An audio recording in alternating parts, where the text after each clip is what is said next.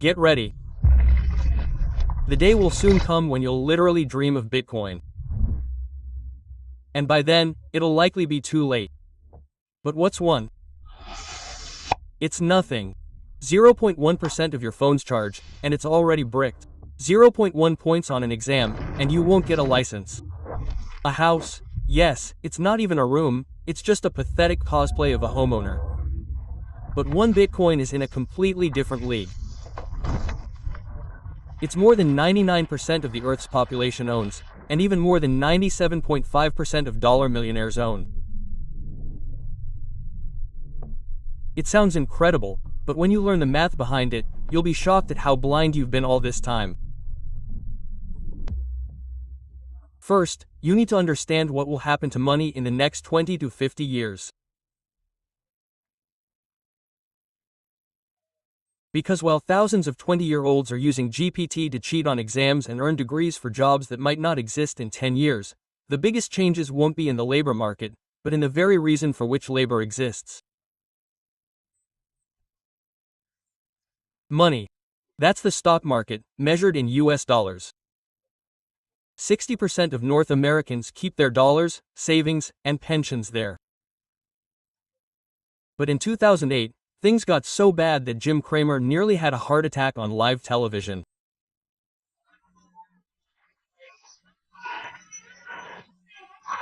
So what did they do? Print money, throw a lifeline to banks, destabilize a few oil-rich countries in the Middle East, and bam, the happy chart goes up again. But what if you measure that same stock market in a different currency? One they can't print out of thin air. What about this new form of money that, by some strange coincidence, emerged just 3 months after the 2008 crash? It's the stock market again, but this time it's not denominated in US dollars, it's denominated in Bitcoin. And the picture changes dramatically. The stock market has lost 93% of its value in 15 years. That looks like a terrible investment. So it depends on what you're measuring. You're either rich in dollars or poor in Bitcoin. The question is, what will really matter in 20 to 50 years, dollars or Bitcoin? And now comes the mind-blowing math. There will only ever be 21 million Bitcoins, and there will never be more. And there are 56 million millionaires on Earth today. This means that even if each of them wanted 1 Bitcoin, it's simply mathematically impossible. 90% of them don't own even a tenth of a Bitcoin. But why would millionaires buy Bitcoin, you ask? For the same reason they buy everything else: gold, real estate, bonds, and stocks. People don't buy these things because they suddenly like shiny stones or villas on the beach. They're buying them because the dollar is a sinking ship, and they're panicking and searching for the quickest lifeline. Sure, people might convince themselves they're buying these escape hatches, so to speak, for steady income or some other useful purpose. Like, gold is used in electronics, real estate generates passive income, and stocks generate dividends. But that's clearly not why these assets are worth trillions of dollars. Mining an ounce of gold doesn't cost anywhere near $4,000, and building a second home certainly doesn't cost $4 million. These insane prices are simply the premium the market is willing to pay for any asset that resembles a lifeboat. A lifeboat that will help them escape the dollars the government is printing at a rate of 8 to 10% per year to somehow pay the endless interest on the $38 trillion debt. And they'll have to print more and more, because this debt shows no signs of slowing down. But Bitcoin offers something no other asset can.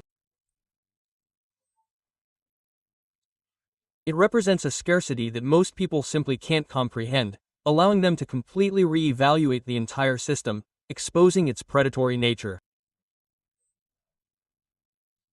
Forget the lifeboat metaphors. You can't own a tenth of a lifeboat anyway, you know. But owning 1/10 of a Bitcoin is much more realistic than it seems.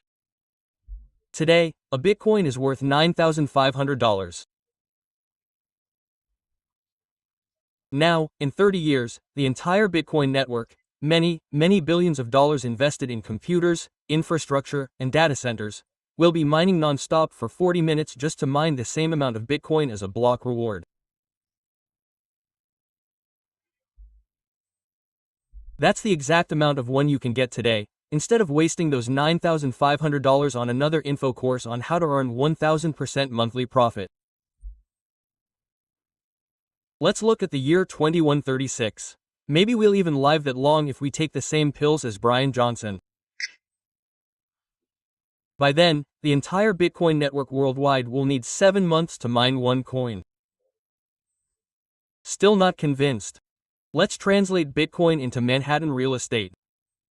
Both assets are scarce and coveted. Owning one Bitcoin is as cool and rare as owning a 400 square foot studio in downtown Manhattan. Just one Bitcoin can be obtained for $9,500, and a piece of the Manhattan dream will cost at least $800,000. So why am I even telling you about this?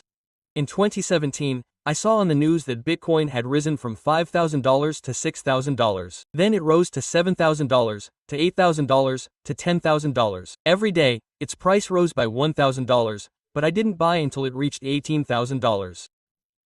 I thought I was too late, but I still decided that if I got 2x's, I'd sell half and stay in the market with the money I'd already earned. And if Bitcoin went to zero, well, no problem. After all, I'd make back my lost money. And then I made a decision that completely changed my life. I created a channel, started studying finance, and ultimately decided to buy Bitcoin every month. Subsequently, I invested the profits from my exchange monitoring into both Bitcoin and Ethereum. The point is, I started buying Bitcoin when its market cap was barely $150 billion. But today, it's the 8th largest currency in the world. But you have to understand that the era of the accidental Bitcoin millionaires we all know is over. That whole door is closed. You won't make 10,000x just sitting on your couch anymore. That's the paradox. It seems like you're late, but the bigger Bitcoin gets, the more inevitable it becomes. That's why governments are secretly hoarding it. That's why huge corporations and hatchery funds are pouring in cash, borrowing at 10 to 20% per annum, just to get a piece of Bitcoin. Try to save up your own piece of Bitcoin, in case it suddenly goes to zero, and that risk is always present. Well, don't worry, you'll compensate for these losses with the unemployment benefits we'll be paying when he takes our work. But if Bitcoin doesn't crash, which I'm more certain of, you can't even imagine what he can achieve. Bitcoin didn't come here for 8th place in the rankings. He came here for the whole damn pie, and he's going to eat it.